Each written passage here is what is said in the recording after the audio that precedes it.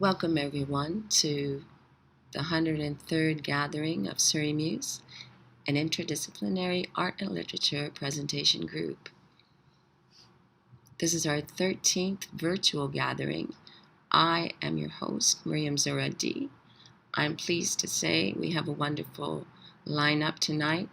Our featured author is Fauzia Rafique. Our featured poet, Tariq Malik. Our featured filmmaker, Arlene Bowman.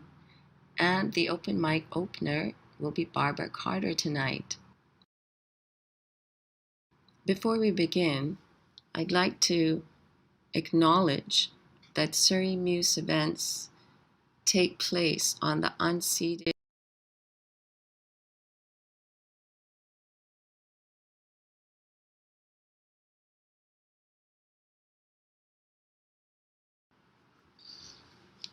To kick off our gathering, let me introduce to you our featured author, Fauzia Rafique. She is a novelist, poet, blogger, and an activist. She has published 3 novels and a poetry collection. Her Punjabi novel Kiru has won Ali Arshad Mir Award in 2020 for Best Literary Fiction, while her debut novel Sakina is Pakistan's most sold Punjabi novel. Her second novel, a humorous fantasy titled The Adventures of Sahiba, biography of a relentless warrior, was launched in 2016. She has printed an ebook of her poems, Holier Than Life. Fauzia's novels have been published in Canada, India, and Pakistan. She is a co-founder and the coordinator of Surrey Muse. She's happy to have received Win Canada's Distinguished Novelist and Poet Award in 2012 and to have declined Queen Elizabeth II Diamond Jubilee Medal in 2013. In 2020, Fauzia was awarded the City of Surrey's Arts and Heritage Literary Arts Award in recognition of her work in the areas of creative writing and arts organizing. Visit Fauzia's webpage at gandoli.wordpress.com and follow Fauzia on Twitter at Rafique Fauzia.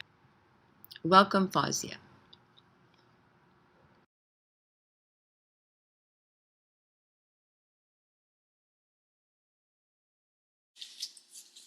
Hi. This evening, I'm happy to present the first few pages of my award-winning Punjabi novel Kiru. Published in 2019, Kiru is a story of powerful themes told in just over 100 pages. And so it's called Kiru is dedicated to my longtime friend and colleague, Randeep Purepal. It has 6 parts. I'll present the first chapter of the first part titled Kiru, and this section is in the process of being edited by author, poet, and editor Heidi Greco. Kiru. My baby will be here in the next 30 hours. She will start from Lahore at 3:30 p.m. today, and after traveling for 24 hours, she'll arrive at Vancouver Airport by 4:30 p.m. tomorrow. Only 30 hours remain, but still my house has not been cleaned, new bed sheets have not been bought, and no girl has been found. I broke into a cold sweat as I parked my car in front of the warehouse. It does not matter if the world is happy with me or not. What matters is that my mother is never unhappy with me. I took out a Tim Horton tissue from my pocket and wiped my forehead. All this will get done in no time, yaar, no need to worry, I told myself as I came out of the car. My unit was right in front of me. Before going in, I stood back and tried to see the door through baby's eyes, but I could not. I looked at it with the eyes of my alien. And this is what I saw. I saw English words in black on the clean surface of a cream-colored door. Unit number 33, Halima Bibi Enterprises Limited. Bebe knows this much English. She'll read it right away, stuttering perhaps at the Enterprises. She'll sure be happy to see her name. I opened the door and stepped in. The red and blue patterned broadloom was clean. 8 or 10 women were working on about a dozen machines in front of the large windows to my left. To the right, below a basket of black hair and hidden in blue checkered tank top, 2 round breasts were propped on the white countertop. Startled, I pushed away the vantage point of my other and looked at the scene with my own eyes. She was Auntie Naila, the supervisor of the workroom and the assistant manager of my business. Hello, Auntie. Feeling ashamed of myself, I greeted her with extra warmth while hurrying toward my office. Today you are 10-15 minutes early, she came out from behind the counter. Too much work today. I kept walking to avoid facing her. I saw my door, Muhammad Hussain Khan Kiru, President, was written on it. Bebe will like this too. Inside, the only window was open. There was a large desk on one side of it and a small one on the other. The rest of the room was empty. Earlier, this room had accommodated 4 managers and an accountant's desk. All those were claimed by the previous owners. We received 15 calls and I have scheduled 4 interviews for after 7 p.m. today. Auntie entered behind me talking. Just 4 out of 15? I asked. Night is the problem, sir. The girls don't want to stay overnight. Okay, then I'll make sure I'm always home before 7. Okay, then we'll arrange for a 7 a.m. to 7 p.m. shift. Auntie turned back. Auntie, did you hire someone to clean the house? Yes, Ji. The company who cleans the office recommended one of their cousins. It's a new immigrant couple. They arrived here a couple of months back and their rate is the best. When will they do it? Tomorrow morning. Thank you. Will you be able to buy the bed sheets today? Yes, for sure. I am going to Sears to get my towels. Shall I get 2 queen sheet sets? Yes, 2 sets. My mother likes pink color and floral prints. Thanks for telling me, otherwise I was going to get stripes or checkered, as is the trend these days. Auntie went for the door and then turned back again. Oh, sir, I forgot. Today is the Swede's day off. Who will supervise the workers when I'm out? I have to leave at 2 for my sales meeting. You'll be back by then. What is the job today? The same hotel uniforms. Okay, I said. You'll be here for the interviews? I was going to leave at 5:30. No, Auntie, please. You must be here with me. I can't do the interviews without you. I stood up in agitation. I'll drop you home. And what about your uncle's dinner? She raised her right eyebrow. Dinner is on me. Uncle likes nihari. We'll get it from his favorite restaurant. I'll go to Sears then. Auntie seemed to be happy, so I became calm. When she's happy, everything turns out all right. Today she's my assistant manager. Tomorrow she'll be the manager and then a partner. She is capable herself, plus her husband, Uncle Rahim, is my benefactor. He gave me my first job in this country, enrolled me in a security training course, and got me settled here in Surrey. I began to move things around on the desk, but nothing captured my attention. My mind was on baby. My baby had 2 bad habits, and she still has them. One, she puts her own meaning into everything, and second, she believes that I am a genius. As I recall, I was an ugly, unhappy, and mean child.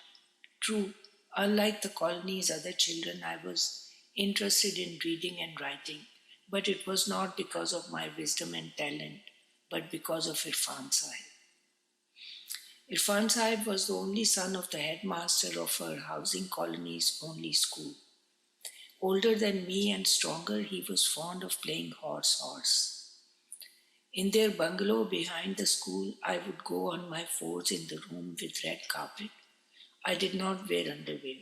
He would look down and laugh and then sit on me and say, count, and then say one, and bang hit his knees in the sides of my ribs. I would say one and move one step forward, two, three. Usually I would count to 50. That is why I knew how to count to 100 even before I went to school. But baby thinks that I learned numbers and ABC so fast because I was a genius.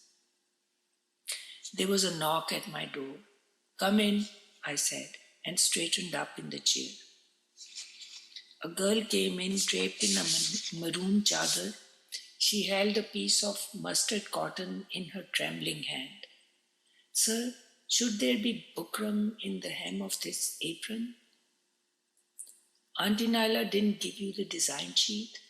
I went over to Auntie's desk to check. Nothing. Sorry, sir, it's my first day today. I couldn't figure it out. Okay, no problem. Let me see. I brought my hand out. She extended the piece of cloth. No, the sheet, I said. She ran out of the room. I was still standing there when she came right back. Here is the sheet. She handed me the paper.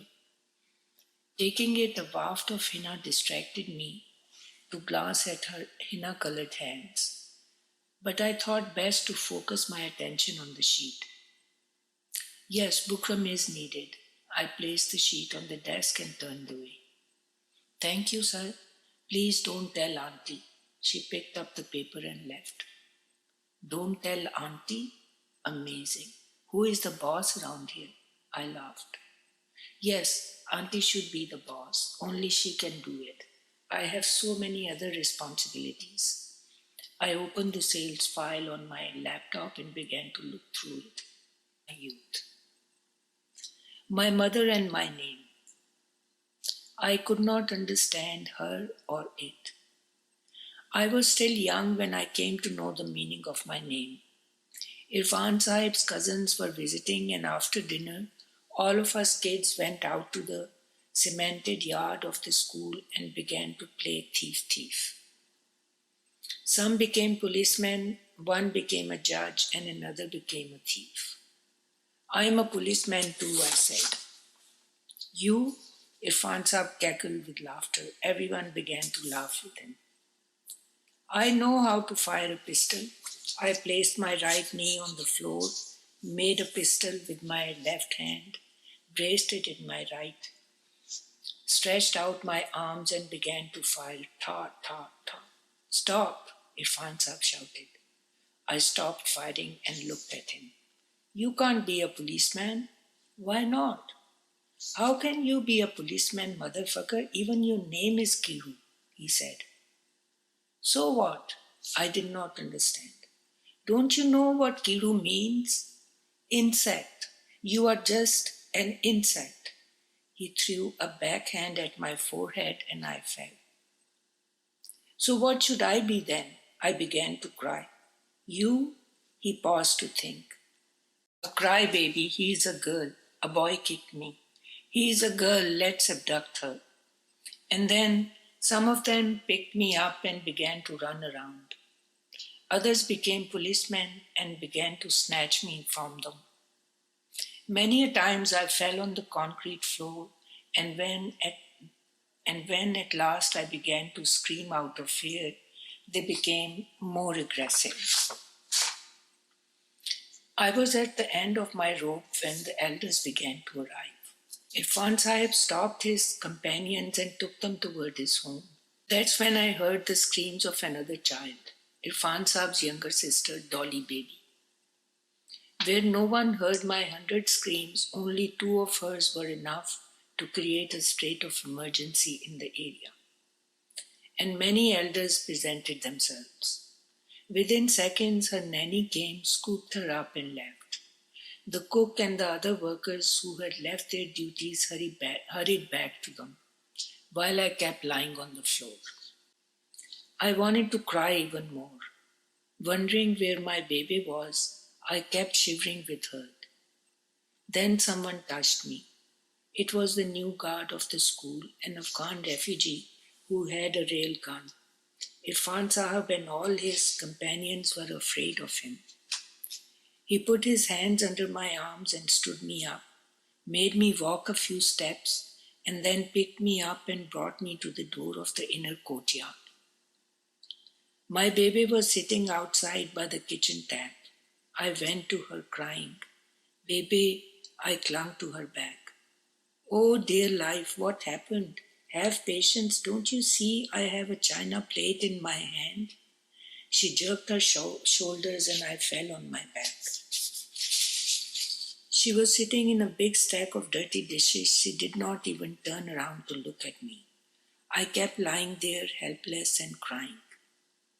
She washed all the dishes and stacked them in the iron basket, covered it with a cloth, and then turned back and picked me up. Come, my beautiful, she hugged me. At last, I was able to breathe again. She took off my shirt, stood me under the tap, and turned it on. Cold water burnt my body at some places and relieved pain at others. She wrapped me in her shawl and carried me home. Once inside, she found each wound on my body and kept applying mustard oil on them. Dressed me in a clean, dry shirt, put me to bed, and lay down with me. Go to sleep, my life, she said, as she found the bump on my forehead. I remembered what had happened. And for the first time, I asked her this question that I still ask her. Baby, why did you name me Kiru? Each time she responds, and each time her answer is different. That time she hugged me and said, because you are an insect of my womb. I was about to say something more when she began to tickle me, and I started laughing out loud. Then the real problem occurred when she took me to Maulvi Sahab at the nearby mosque to study Quran-e-Sharif. That night, after working the whole day, she washed my clothes under the tap. Then in the morning, she gave me a bath, got me ready, and took me to the bazaar. First, she bought a bag of rusk biscuits and a small packet of almond kernels for Maulvi Sahab. Then she bought blue rubber flip-flops and a canvas bag for me. Now, wearing flip-flops and flinging the bag on my shoulder, I was walking like a peacock. Those two things were no hand-me-downs. They were mine from the beginning. Maulvi was sitting outside the mosque under a hardy rosewood tree. Other people had brought their children to study too. When her turn came, Bebe offered rusk and almonds. Those the Maulvi accepted by blessing me with a strong wave of his puffed breath and told his Munshi to add my name to the register. Munshi asked for the name, and when Bebe said Kiru, people laughed. Father's name, Munshi asked. Muhammad Hussain. Muhammad Hussain, Munshi began to write. No one has the power save for Allah, Maulvi said.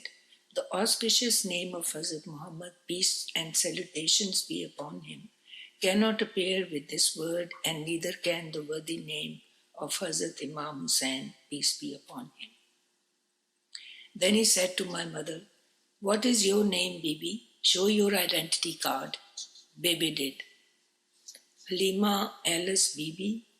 Oh, so you are Christian. The Maulvi began to speak in Urdu.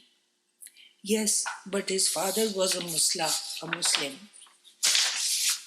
There is no power save for Allah. So the nikah was not performed and the child is illegitimate. No way, why illegitimate? The nikah was performed. How? You did not accept Islam. Why not way? My parents gave me the name Bibi. The priest changed it to Alice Bibi, and the Maulvi who performed the nikah gave me the name Halima. Halima Alice Bibi. Now this is my name. Bibi, you go now. Come back tomorrow after the Asr prayer with the command of Allah. We'll change the boy's name. Baby's tears began to fall from both eyes, the open and the closed. I shot up out of fear. Whenever she sheds tears from both eyes, some calamity is sure to happen.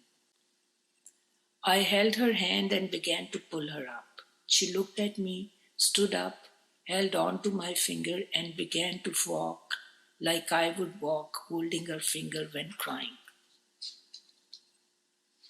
At that point, I was both her son and her mother. I loved leading her, and I brought us to the school's main gate instead of the back door. Baba Khan, the guard, opened the side door for us. Has he been registered? He asked Baby. Oh, brother, no. Maulvi says to change his name first. She began to weep again. Change his name? What's wrong with the name? He did accept Kiru, but he got stuck on Allah forgiven, his father's name.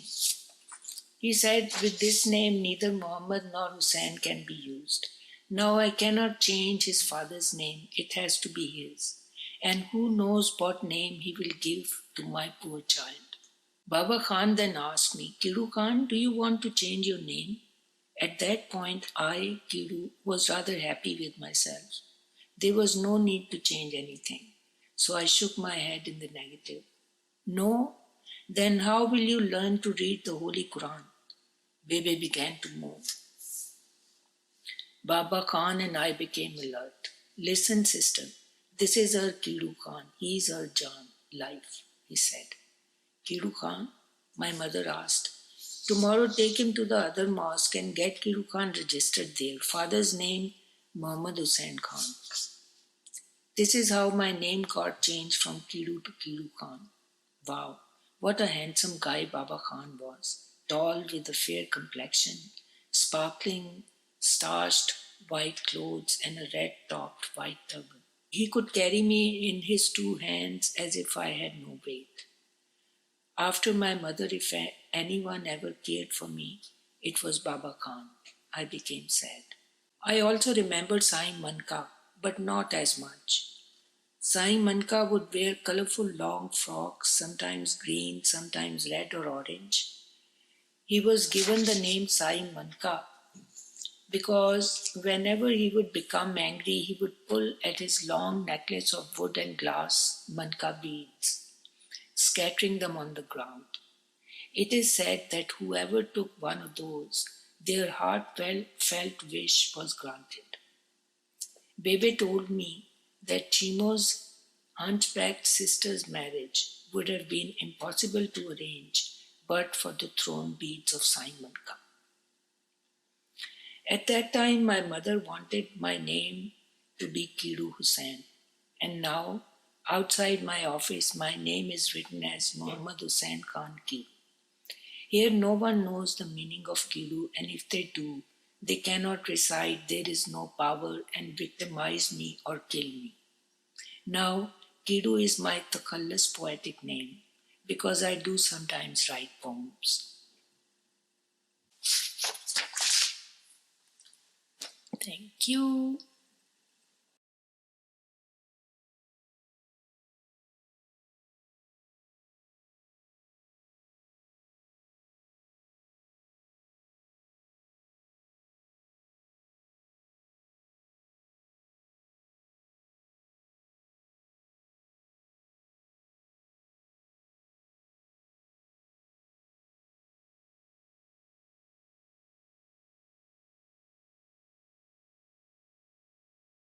And as we let the words of the featured author sink in, let me introduce to you the featured poet tonight, Tariq Malik. He is a poet and a painter and a writer of fiction. His poetry was most recently published as part of Unmooring the Kumagata Maru, Charting Colonial Trajectories. His latest novel, Chanting Denied Shores, is historical fiction set on the North American West Coast during the pre-war period of 1907 to 1914, and it highlights the events surrounding the Kumagata Maru's voyage to Canada. Tariq's short story collection, Rain Songs of Kotli, is a compilation of stories set in a single cycle of seasons that explored loss and survival through nuances of social gesture and ethos of a historically accurate time, place, and mindset. Tariq's current work, Blood Towers, is a novel set in the imagined kingdom of Arabistan, where it is rumored that modern-day slaves are building glass pyramids out of the desert sands to fulfill the wet dreams of latter-day pharaohs. While Nights of Kleptomania is his debut collection of poetry, he is also working on two other collections, Selfie with Beached Whale and Abade, the Morning Ragas. Tariq's fiction and art focus on the Pacific Northwest and its intersection with historical colonial India in general and the province of Punjab in particular. Follow Tariq on Twitter at Mobius@Play.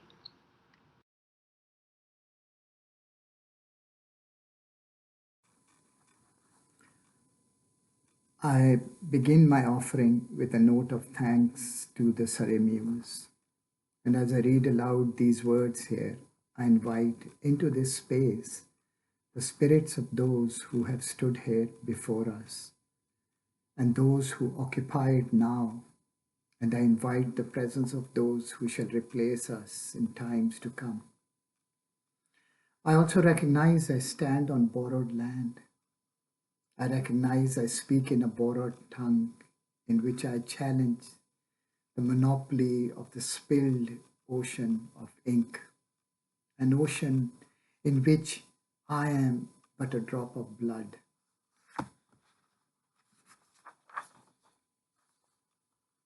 The swimmer of dunes.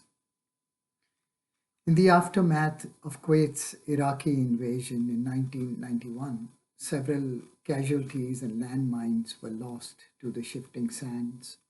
To this day, their exact location and recovery remain elusive. Churning between yesterday, tomorrow, and annual glacial inch, the growth rate of human nails, this landmass adrift claws its way towards the continent. As temperatures soar, the dune, moaning pliant under the breeze, is on the move again. In the course of one night's looming, several cubic feet of crest collapse, spilling forgotten hostilities jumble down its slopes.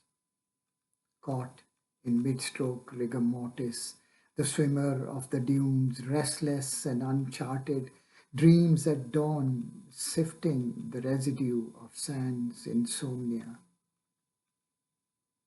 Once for a decade, my left foot stood exposed. The elements wreaked havoc, while a distant ticking inched closer. Why does my right shoulder feel so stiff? This blood tastes of rusting nails. Silenced Bajra voices for Prabjot and Satvinder. We first encounter these Bajra voices in the millet-grained lyrics of folk songs that have yet to see ink. Lightning crackles across distant foothills, sending thunder rolling onto the plains. Twilight descends. Two girls on the cusp of adulthood, their hearts too full, not yet broken, stand tall facing each other, sharing a single swing. They sing Zalima Highway Zalima, and they sing Bajre da Sitta, innocent yet of the lyrics' intent. As the girls bend their knees in unison, the swing arches higher with each turn. The mango tree sways its arms around them, shedding unripe fruit. A koel echoes its fluted call. The first monsoon drops. Or we encountered this boy and that girl in hide and seek, where they are the only participants left, their friends having blended into dark. The boy marvels at the late sliver of day fading into indigo, and how their game has now stretched beyond familiar streets and towns, across dark waters. In an age of kerosene lamps, telegrams, and ocean liners, before telephones, before the exchange of first messages. Come out, come out, wherever you are, whoever you are. See how everyone has gone out to hide and no one's left to seek them out. Creation story. All week long, the two hired widows, a mother and her daughter-in-law, have been shuffling wheat chaff from a season of harvest. The sound of their synchronized clapping and the thrum and hiss of poured seed echoing through courtyard and street. When my Ammiji teases her, "Ma, why do you insist on working so late into your dotage? You should be resting at home and let this one take care of you," the mother-in-law chuckles. BBG, when Allah Kareem sent us down here, He gifted us with a set of twin compulsions and one straightforward instruction. Here she points to her belly, and then glancing obliquely at my rising alarm, the space between her thighs. He said, "Now go, Bandia Ja, spend eternity crawling on your belly, filling these twin bottomless wells." The Honey Raiders. For my friend and novice epirist Tahir Deen. Before their ascent, the family gathers at the foot of the soaring banyan tree, the father hastily mumbling his prayers and blowing 3 times on the matted hair of his son and daughter. Their ladders are looped lengths of rope, the son ascending first in clouds of smoke, the father following. Both fully shrouded, their hem tips glowing, rising headfirst into the awakened fury of the canopy. At root base, several stories below, a 5-year-old raises her puny arms, embracing the tumbling honeycombs. The gold is still and warm as sunlight, flowing easy over the tongue, and the flush easy to come. Mercifully, no one is hurt today, and the sting is in every drop for which an entire generation toiled and perished. Eid in the time of COVID, marking the 100th day of COVID-19 in Vancouver. I shall first read the original Punjabi version and then its English translation. A note on the poetic device used here. The last 4 verses are in white text over a black background as the scene takes place inside the serpent. Punjabi version. ਇੱਕ ਮੇਰਾ ਪਿੰਡ ਸੀ ਜਿੱਥੇ ਹਰ ਦਿਨ ਸੀ ਬਰਾਬਰ 100 ਇੱਕ ਸੱਪ ਸੀ ਸ਼ੂਕਰ ਹਨੇਰੀ ਵਰਗਾ ਵਾਲਾ ਘੇਰਿਆ ਸਾਰੇ ਘਰਾਂ ਨੂੰ ਤੇ ਸਾਰੇ ਰੁੱਖਾਂ ਨੂੰ ਪਹਿਲੇ ਸਾਡੇ ਕਾਰ ਦੇ ਜੀ ਗਏ ਫਿਰ ਮਾਲੇਵਾਰ ਤੇ ਫਿਰ ਸਾਰਾ ਪਿੰਡ ਹੁਣ ਸੱਪ ਨਿਕਲਿਆ ਏ ਲੱਭਣ ਸ਼ਹਿਰ ਦੀ ਅਸ਼ਨਾਈ ਨੂੰ ਹੁਣ ਇੱਥੇ ਰਾਤ ਹਨੇਰੀ ਏ ਤੇ ਅਸੀਂ ਸਾਰੇ ਇਕੱਠੇ ਹਾਂ ਕੱਲ ਕੌਣ ਜਾਣੇ ਕੀ ਹੋਵੇ ਵਾਲਾ ਵੰਡੀਏ ਟੁੱਕਰ English version. In a village where every measured day equaled 100, a cobra slithered into our home, devouring its inhabitants and all our neighbors.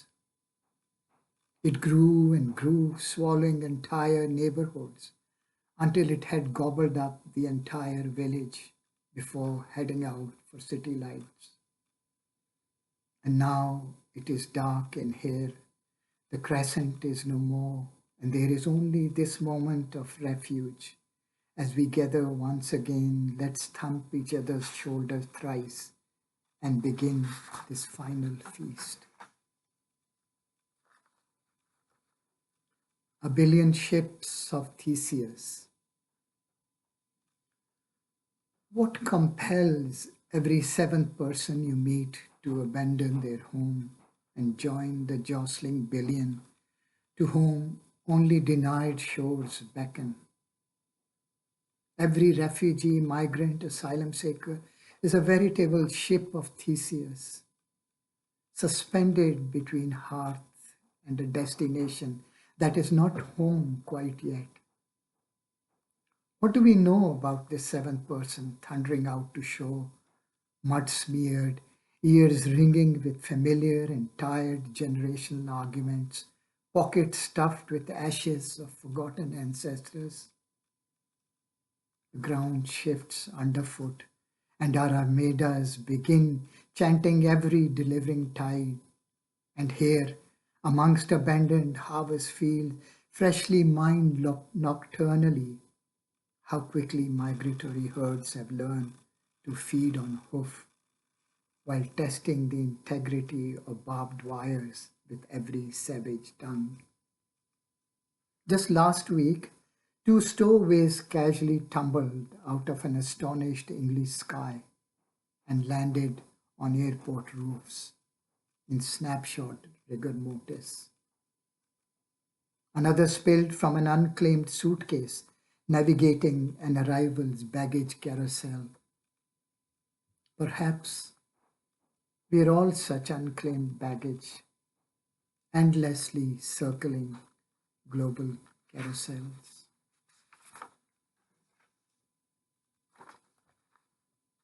Shadism, or just like us but with better tans. How did this latent incident of melanin, this accident of birth, this friction of my fictions, become my father's past, my present, my children's future? If I peel this subcutaneous layer and cut to the bone, will I then see it layered, oozing spice and turmeric? If each cell recognizes a foreign body, is otherness cell deep, skin deep, bone deep? What is darker now? The contents of my full heart, the dilation of my dark pupils, coursing of this corpuscular blood, surging of these electrons, firing of these dendrites? Over shared drinks, my retired octogenarian neighbor reveals with a disarming smile the nuances of shadism. Do you see, Derek? How we never trusted the darkies. Today, how do I dare now to venture into the sun, if not to be made dirty and whole again?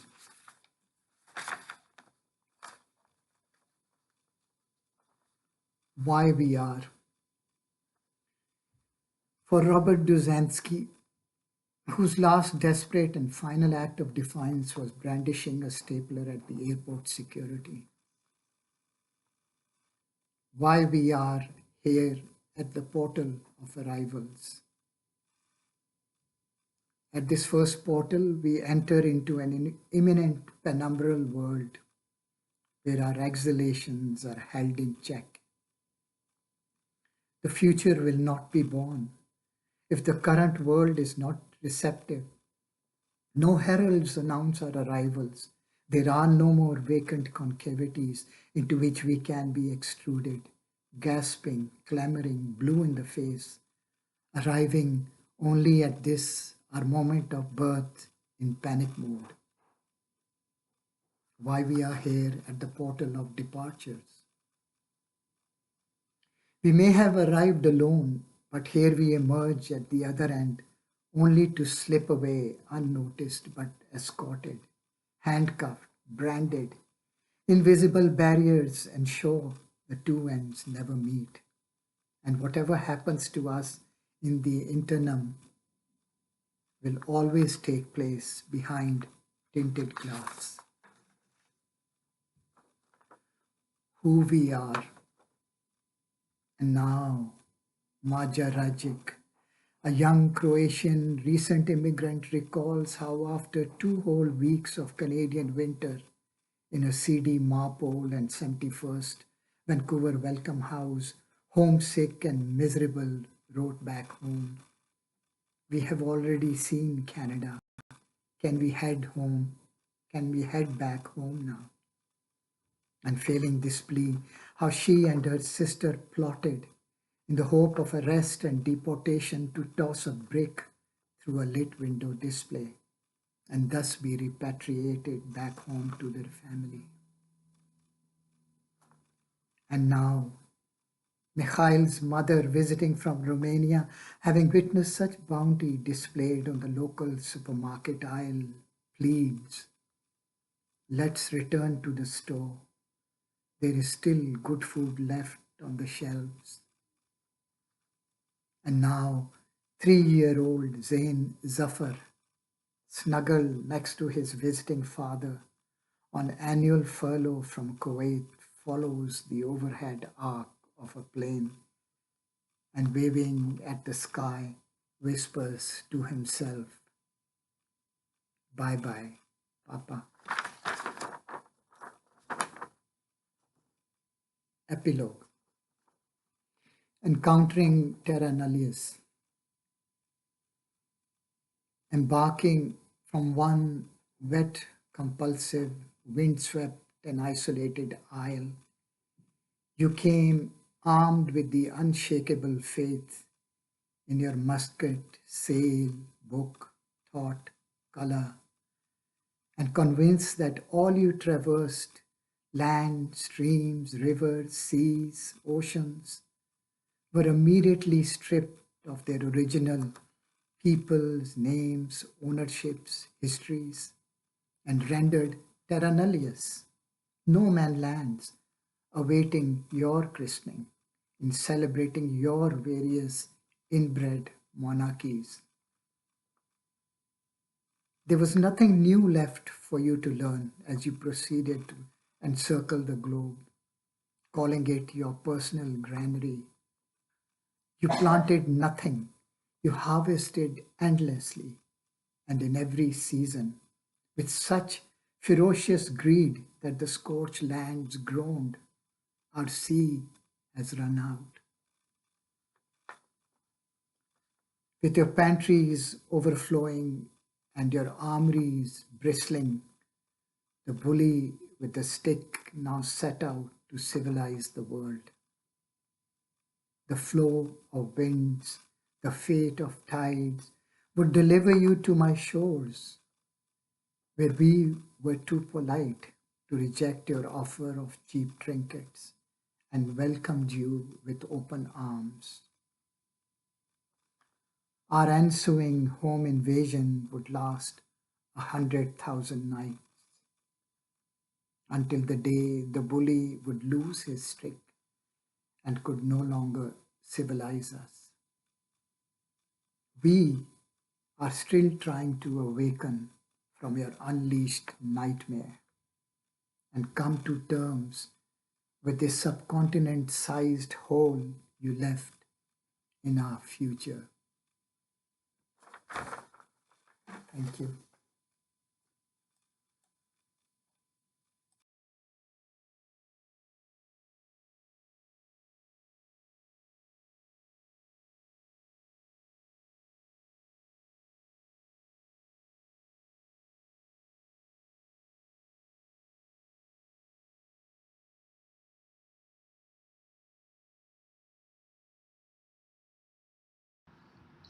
And now, as we shift from the written word to the visual, it's my pleasure to introduce to you our featured filmmaker tonight, Arlene Bowman, who is a Dene filmmaker who shoots still photographs, performs open mic, sings, and choreographs modern dance jazz.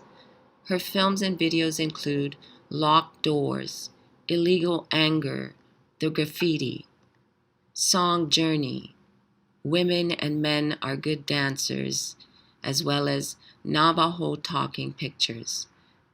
Long before Arlene became a filmmaker, she drew people's faces and bodies in elementary school art classes. At 14, her interest changed to still photography, and in 1971, she received her Bachelor of Fine Arts in Still Photography from San Francisco Art Institute. When she moved to Los Angeles in 1977, the still photography changed to filmmaking, and she obtained the Master's of Fine Arts in Film Production at University of California, Los Angeles in 1986. Now settled in Vancouver, she continues to work on her Our Language project about Dene and Nadene languages. She is now working to apply for production funding for Our Language documentary, to produce, write Turquoise Sun in LA, a feature drama, a documentary animation about coho salmon, and to create an Indigenous woman filmmakers Turquoise Filmmaker Conference, and a nonprofit organization for low-income and Indigenous filmmakers. Visit Arlene's homepage at visuali.wordpress.com. Welcome, Arlene.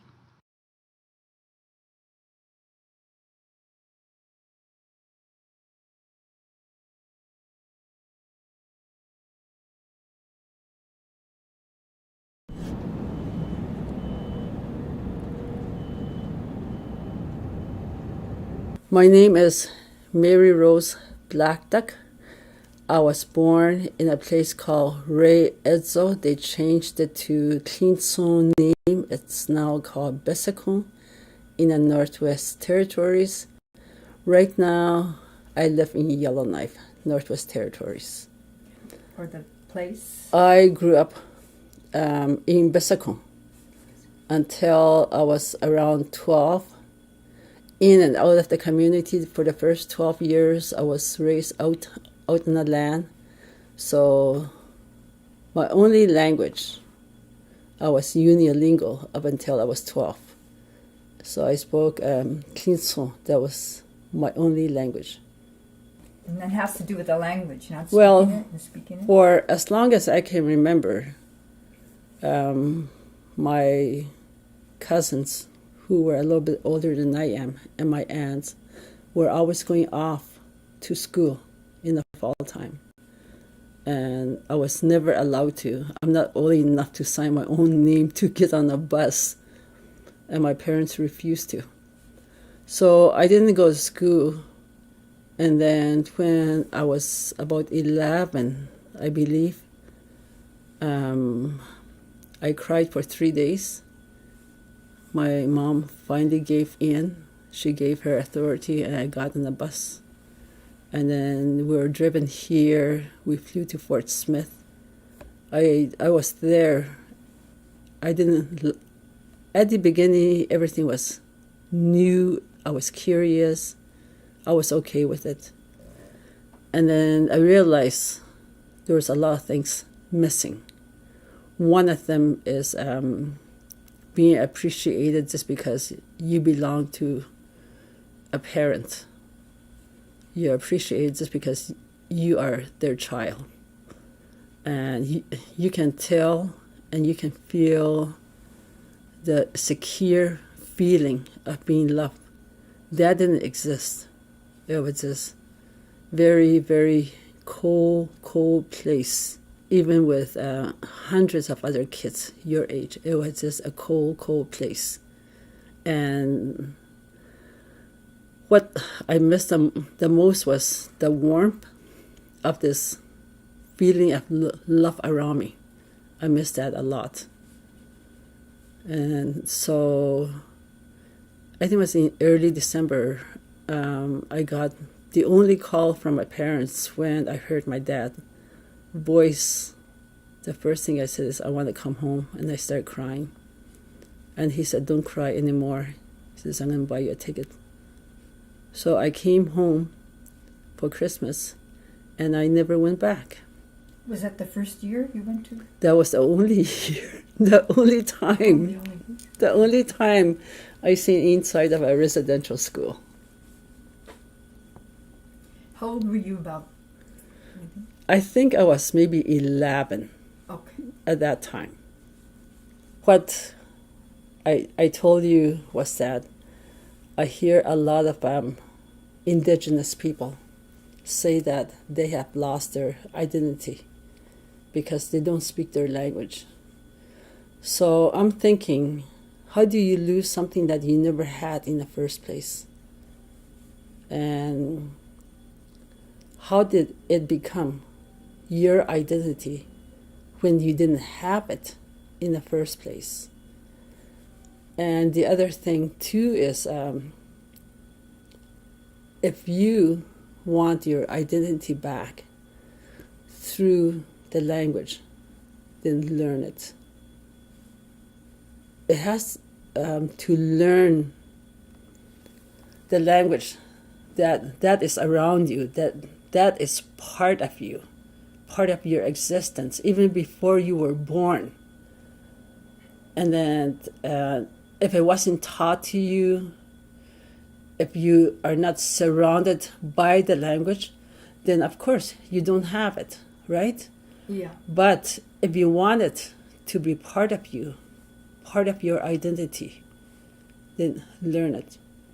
If you have the passion for it as being part of your life, as your identity, if you have the passion for it and say, no, this is my identity, if there's love for it,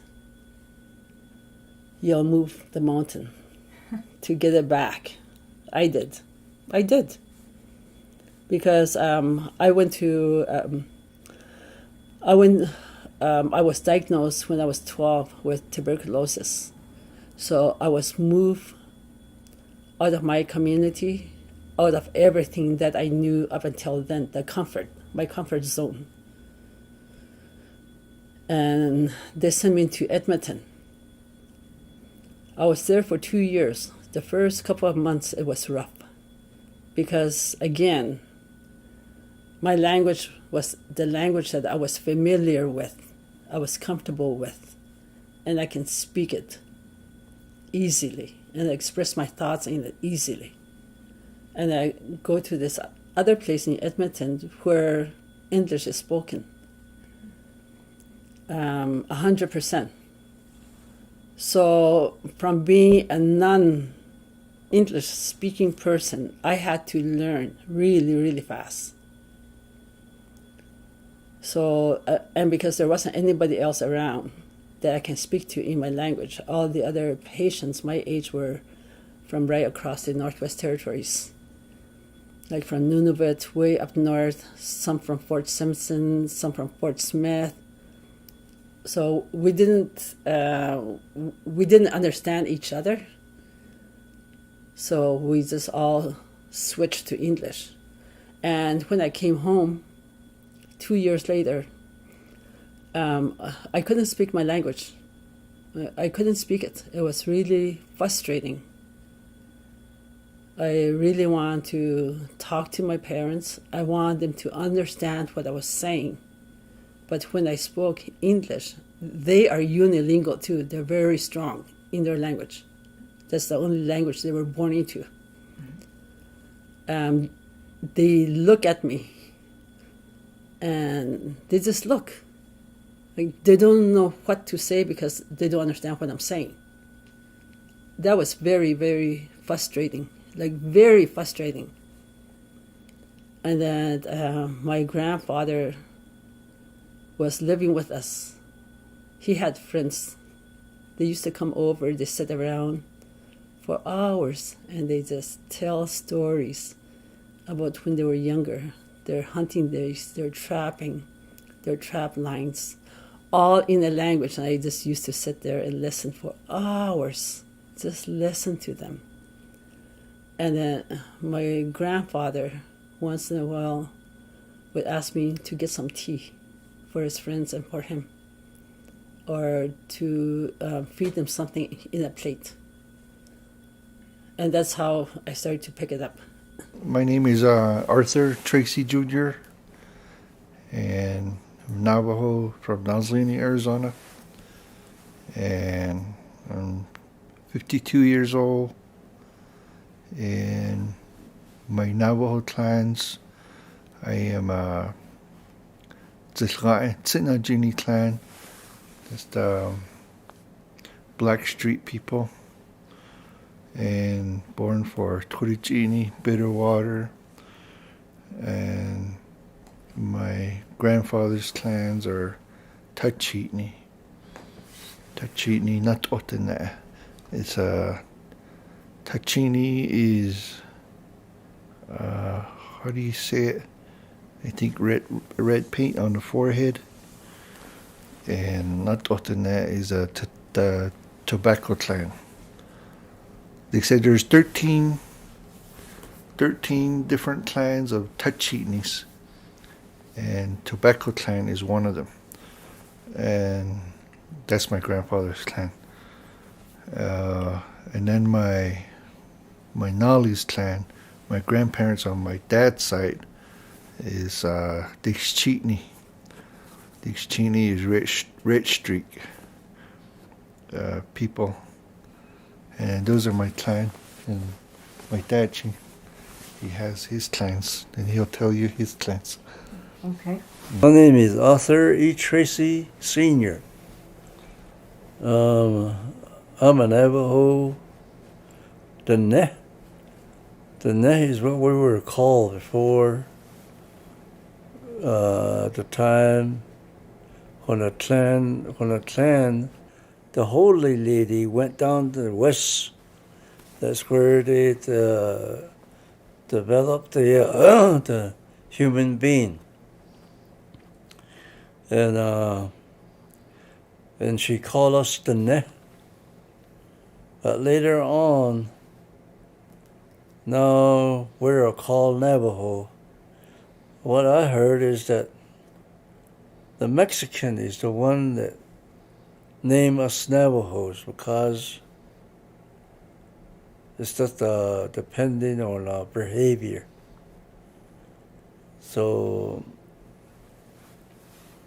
I'm the Nep people of the Navajo Nation, of the Nep Nation. And I'm Turicini clan. I was born for the Chini clan.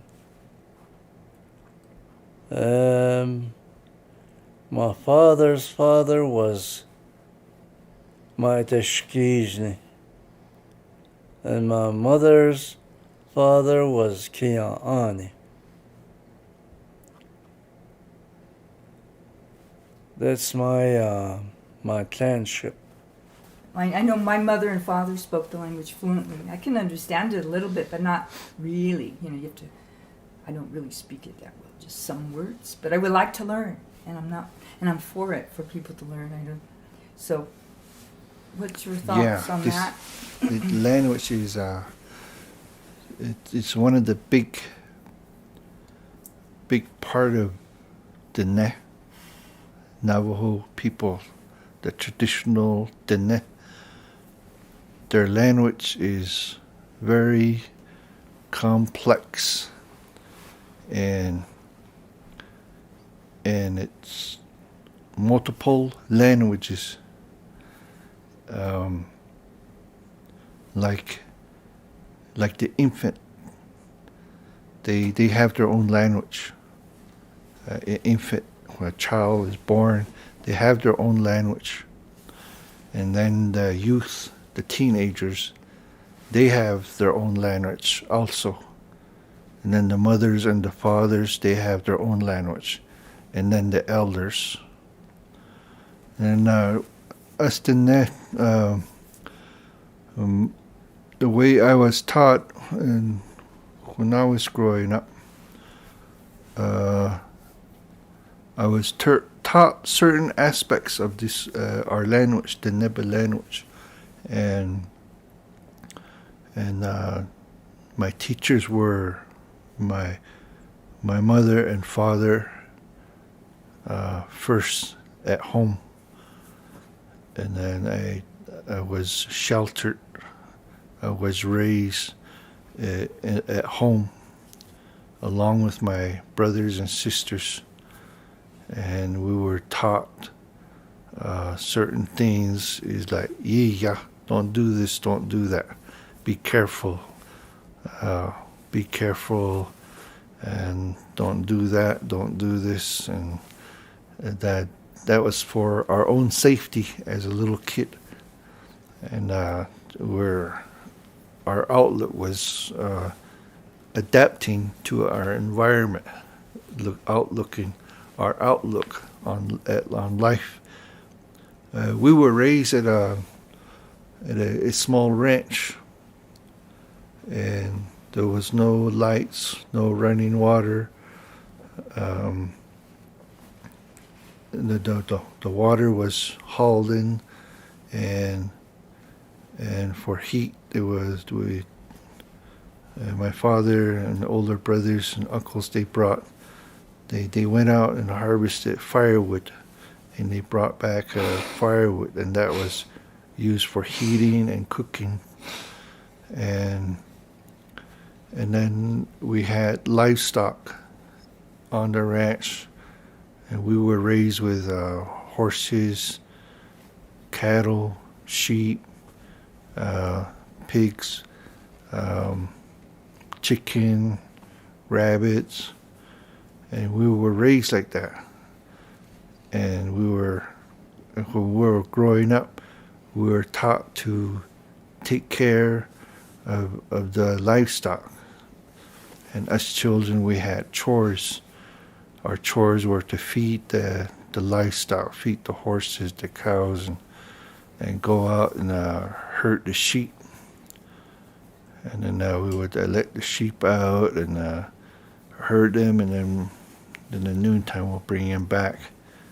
And then we'll have lunch, and then we let them out again, and then in the evening we bring them back.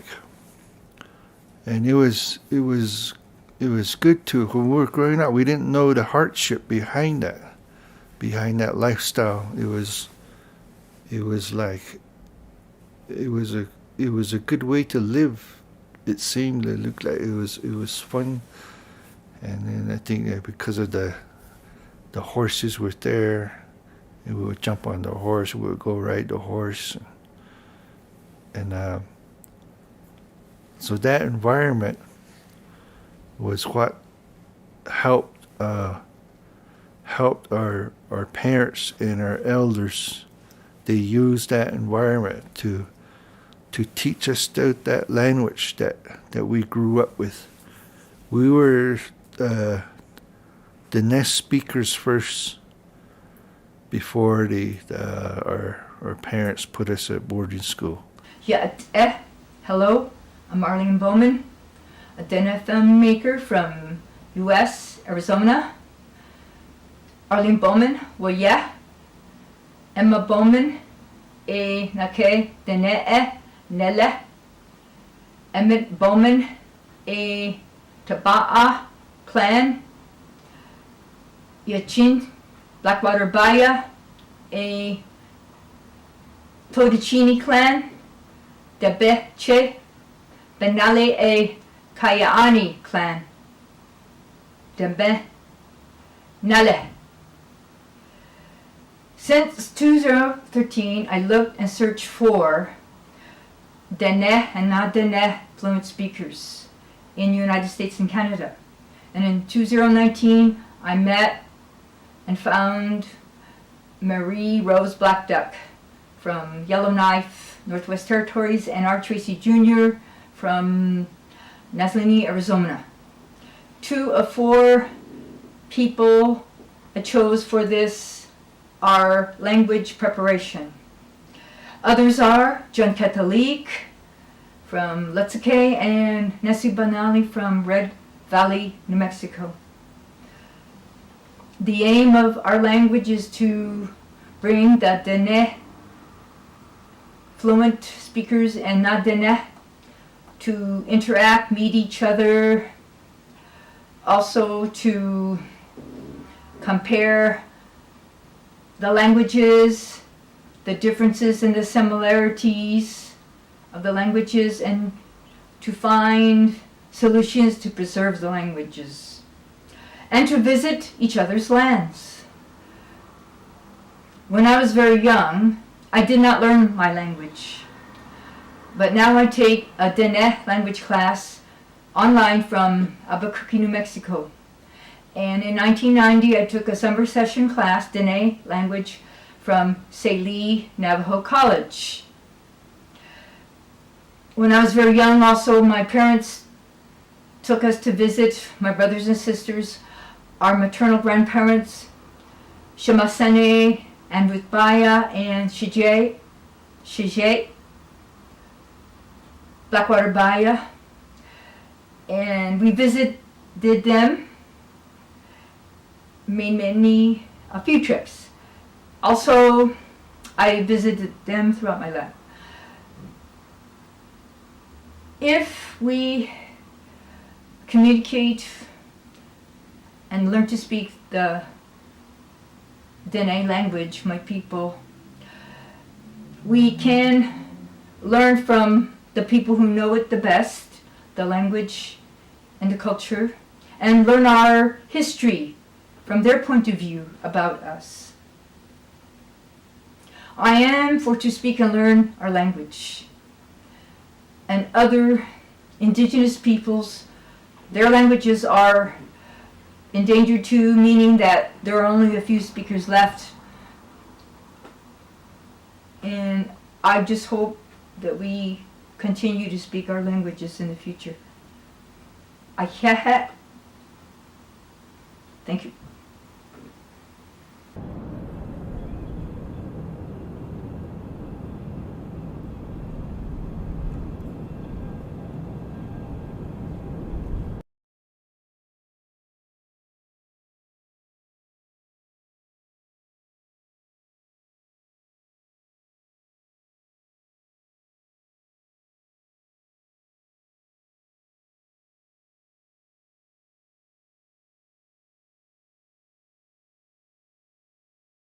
Our open mic session is afoot, and it begins with Barbra Carter.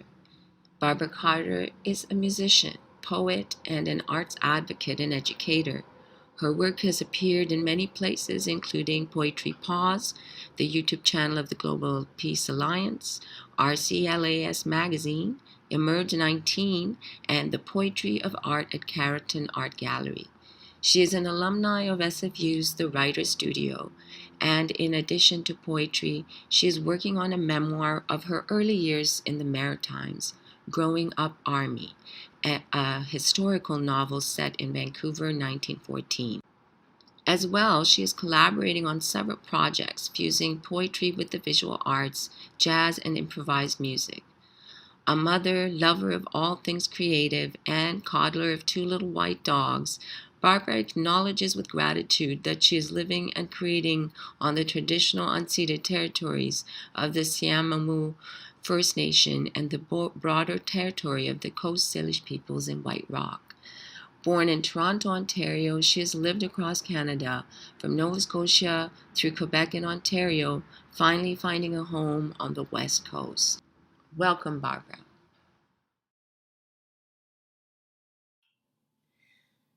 Hi, I'm Barbra Carter. Welcome. Today I'm reading with much gratitude from the traditional unceded territories of the Semiahmoo First Nation and the broader territory of the Coast Salish peoples. I want to thank Poetry Muse for inviting me to begin this open mic session, especially given that this is April, National Poetry Month, so I will be reading some poetry. I live on Semiahmoo Bay and find constant inspiration from the waters of Semiahmoo Bay, the ocean and the sea, and the poems I've selected to read are all about the sea and my relationship with it. Playa Los Muertos. Tanned legs stretched on a salt-stained lounger. Coral toenails frame the sea. The susurration on the close horizon, the whine of jet skis on the other. Torpid heat massages joints and worries, while Xavier, all mahogany skin and ivory smiles, presses lavender, bergamot, eucalyptus into the willing flesh of my calves. Gaviotas and pelicans screech as they plunder fish guts flung from the deck of the albatross. The fisherman scolds in Spanish, but they chuckle among themselves like cheeky students. A Hawkster symphony, the soundtrack. Cigars, ceviche, weed, pescado on a stick. Amiga, mira, mira. Oaxaca cheese pulled in strips from a scratched-up tub. Oyster time. I conjure an armada on the far horizon. Gods come to visit, give and take, and take. The ancient sea swells. Fire dancer. The tamarindo sun sinks in tangerine marine. A ring of fire erupts in the sand. Fire dancer rises. Dreads like a banyan, silhouette limbs akimbo. Batons swirl against the citrine sky. Mandarino lace trailing. Warp and weft. Weaving a promise.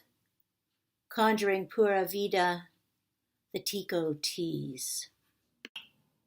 This is a poem from my childhood. Catena Rondo. I build myself a house of shells, a home of abandoned houses, with my small white hands. The sea consoles me. It makes hushing sounds, like a mother should. So with my small white hands, I make myself a home of abandoned houses. I build myself a house of shells. The sea surrounds me and holds me up like a mother should. And in my own safe house, built with my small white hands, I sit quiet as sunlight. And in my house of abandoned houses, I cradle my small heart in my hands and swaddle it with seaweed, crisscross it with safe, salty strands to protect its rhythm and blues, and hush its rage with sea songs. And with the pointy end of my hand-held heart, I draw the shell house rules in the sea sand. No shunning, no shoulds, only woulds and coulds, only telling and singing aloud here. In my house of shells, my home of abandoned houses, built with my small white hands. Haven. The day lands like a dove on a wire. Silver waves carry a fishing boat through an opal dusk. To Blaine Harbor, one light twinkles in the bow. America's hills loom velvet gray. Moonstone water wears a misty shawl. Lights in the windows welcome home. Lamplight Madonnas cradle slick slate streets. They light the way home. Safe haven. Delicate petals littered my gardens. Sun traveled the sky, bleaching color at its apex. A copper riot of heat obscured all subtle thinking. My son climbs the sky behind me. My mother falls in front in silver twilight. What light twinkled to guide her home? Safe haven. I'd like to share a poem that I'm just working on presently. It's called Disclosure. The tamarindo sun sinks, tangerine, melon, magenta. The swooshing caress of sea on shore, the rattle from the beach bar, bottles, ice, glasses. The stink of the sea consoles me, that living brine. Near the shore, kids shout from neon floaties, while faraway surfers wait for waves. Fairy lights strung from dusty palm trees wink on as the sun sinks. This time, this time of horizons, this time for revelation. I see the glint of the sinking sun in my son's Ray-Bans. I smell his coconut oil blend with the tang of my tequila. I taste the tales of his untold past, holding the words in my mouth. I feel them float out like free, caged birds. The betrayals upon betrayals upon betrayals. I hear him float above these treacherous waters that made him. He faces out to sea. After confession I walk, the grit of sand on my calloused feet. After confession I walk past neon floaties. I walk until my feet float free of the earth. I'm an astronaut, freed from the pull of gravity, to float out of my element. The tang of sea salt rushes up my nose and down my throat. Now I can speak in the anechoic chamber of the water. What words were in Jesus' mouth when his cousin John pushed him under Jordan? Is baptism doctrinal cleansing, or rather brinal freeing of your voice? Now, this is a poem I wrote about my life as a Canadian. From sea to sea. Slippery as an eel, I slid from my unconscious mother. With finesse, New Year's Eve, crystalline snow, silent night, in a state of grace. Grace Hospital, that is, Church Street, Toronto. Blue gaze rising from natal waters, a life to pour out over Canada, from sea to sea. Sunburned in rompers, blonde hair bleached white, stung by jellyfish, Evangeline Beach, Bay of Fundy. Trembling in my Glace Bay cot, hurricanes howl. My father ministers to Spring Hill miners. Disaster. Fisher aunts and uncles console with lobster. Fish and brewis, Finn and Hattie. The sea consoles me. Merry sun glints. Swish and sigh, deep down creatures swim, splash, true to their natures, ebb, flow. Uncle Claude throws fish bones out his Digby window, dining table to sea, giving a toss. Expo 67 by the St. Lawrence, so Cosmo. Happy 100 years, Canada.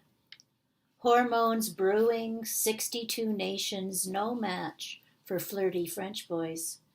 Perusing pavilions, man the creator, man the explorer. Lipstick, short shorts. Around a bend, pilgrims leave their blood on the steps of St. Joseph's. The Place des Arts, bridging our two solitudes. You can hear many accents when I speak, from sea to sea. Atlantic water in a jam jar, carried from sea to sea, poured out by the white rock, Semiahmoo Bay, pouring out a life from sea to sea. Daughter of evangelists, stung alive in a lecture hall on a mountain, charter year. You can hear my true voice when I speak. Across this bay in my 7th decade, I see the huddled shapes of America. Graceful, calm, I breathe the smell of the sea. Our molecules dance, do-si-do. Waves and gulls swap jazzy riffs. Scat along, life poured out from sea to sea. Thank you for listening.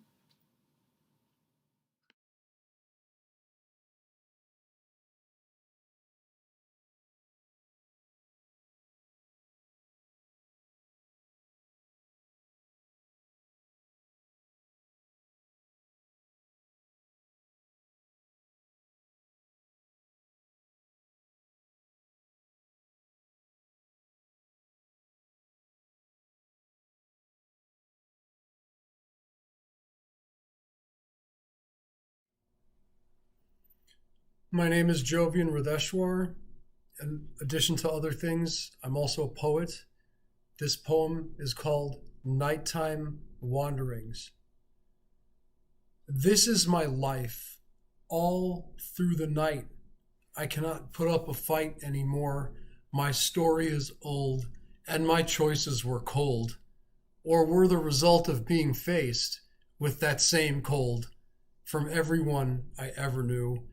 Exceptions, perhaps there are a few to this overall rule. Certainly, that is the truth. I don't need any proof. Everyone else can see it in my eyes, right through my disguise, which I don't bother much with anymore. It's all just for show. I often leave it at home. Most of the time, I don't want to play the game. I just want to go away. Away from here, nearer to somewhere else, clearer for my mind, less smoky for my spine. Fearlessly, I could hide. As such, inhabiting such a place, alas, no such place exists anymore. It was destroyed in a battle, for sure. I heard a long time ago. We humans don't have much left to go on. There are not any escapes. The tanks smashed our cars. There are no subterranean passageways, which were all bunker busted by something called GBU-28. I read in an old atomics manual that I happened to have lying around while I was lying on the floor. I found it on the ground. I switched on the light. That's when I saw her face from before the Holocaust. How beautiful she was back then, before radioactivity poisoning darkened and mutated her soul. But the face I saw, to be sure, was a wonderful hallucination, with no grounding in reality, and glorying all the while in superfluity and fakery. Pretend Quakery was her ideology. Yes, the very same that made the bombs drop throughout the globe, carrying on with the neo-Holocaust initiated by the pharmaceutical industry and the shallowness found on the telly, the combinatory effects of which many complications arose, which brainwash my baby and legitimize nukes being used against any country by a pill-popping president and a psychotic ex-girlfriend, hoping to take man-made drugs of a legal variety to forget. I have no such option. I glory in the present and lose my mind there too. My aspirations are tied to its randomness and whatever genius remains in my brain after all this pain. As I lay me down to sleep, I pray to nothing my soul to keep. When I think about nuclear bombs, my eyes moisten. When I think about her, my mind cloisters. In an ivory tower, I wander about, rolling on the ground, tossing in bed, trying vainly to get some Z's. Thank you very much.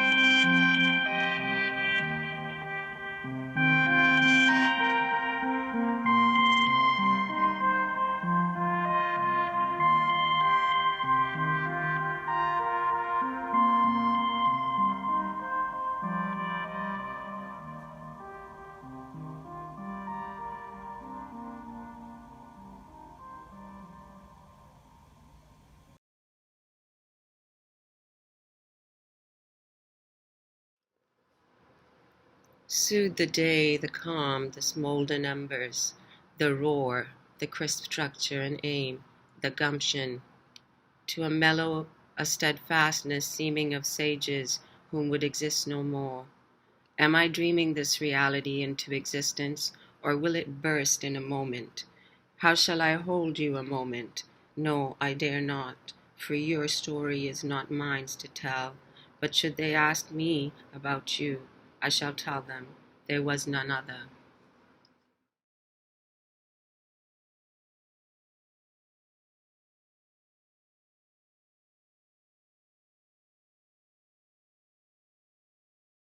And as we let the words of the featured author sink in, let me introduce to you the featured poet tonight, Tariq Malik. He is a poet and a painter and a writer of fiction.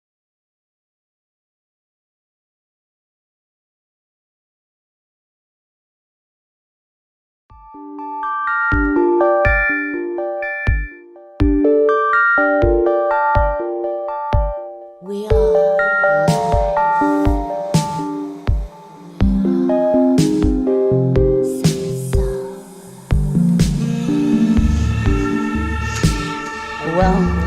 We are one to create, to adore the sacred mysteries of existence. We are a sentient single soul who care and sings life. One, we are one, wild and wide, love and believer. To thank God for our irony. We are legion love who embrace death.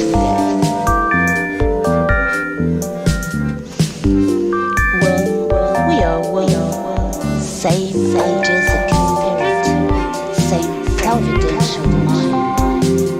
Also decide to together forever our creative heart. We are symbiosis who wander in full universe. We are one, the only one.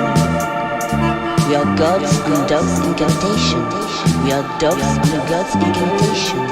We are gods and dogs incantation. Sacred. We are dogs and mystery of existence. We are one. Wonder. We are in full universe. We are the only one. Sacred mysteries of existence. Wonder in full universe.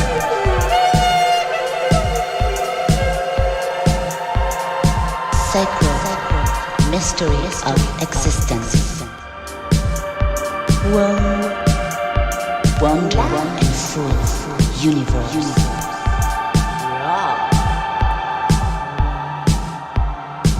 Sacred mysteries of existence.